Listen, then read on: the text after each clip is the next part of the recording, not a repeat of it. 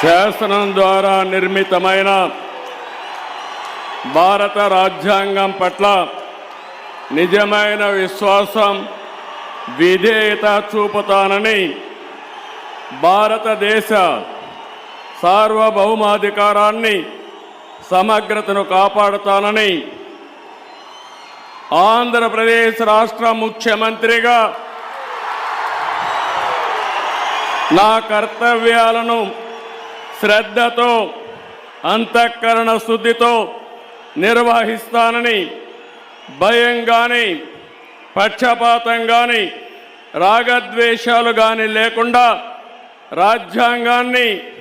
శాసనాలను అనుసరించి ప్రజలందరికీ న్యాయం చేకూరుస్తానని దైవ సాక్షిగా ప్రమాణం చేస్తున్నాను.